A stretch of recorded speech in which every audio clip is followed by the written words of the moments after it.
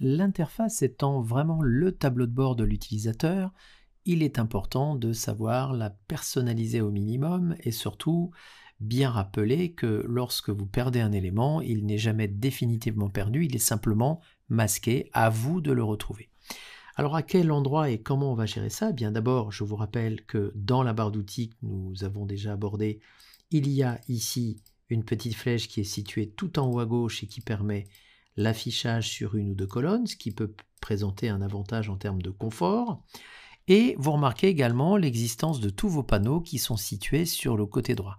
Je vous rappelle que dans le menu fenêtre et dans espace de travail, vous avez pu choisir un environnement de panneaux adapté à tel ou tel type d'activité, comme la peinture, la photographie. Nous avons ici choisi les indispensables par défaut.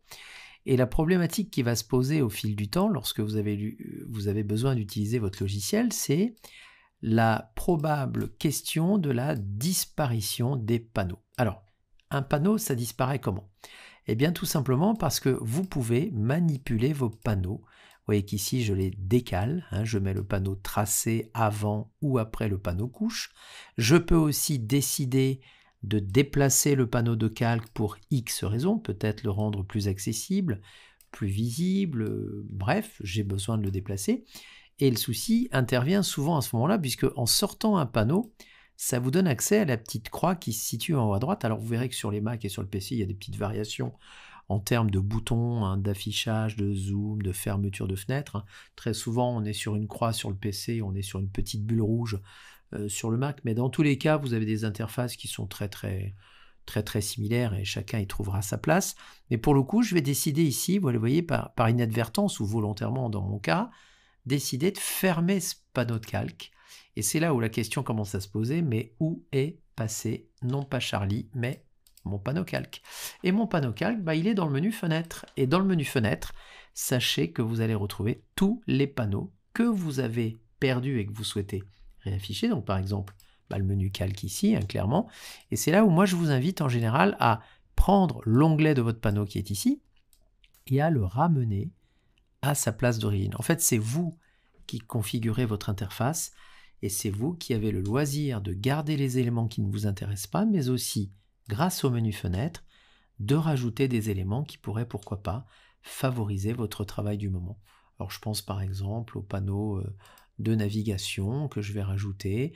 Et vous voyez que chacun des éléments que je vais rajouter va peut-être soit être placé ou plaçable, c'est vous qui décidez, dans la petite zone des barres d'outils rapides, là, ou alors dans une barre d'outils complémentaire, parce que vous estimez que c'est un panneau qui fait partie des éléments essentiels de votre utilisation du logiciel.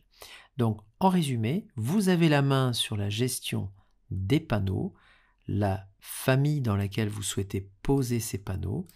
Et évidemment, ce qui est important, c'est de ne jamais paniquer. Si vous perdez par inadvertance le panneau de navigation que je venais d'intégrer dans mon environnement, eh bien je sais que je le retrouverai dans le menu fenêtre, quoi qu'il arrive. Et là, j'ai juste à faire un petit peu attention au classement des panneaux qui sont en général classés par ordre alphabétique.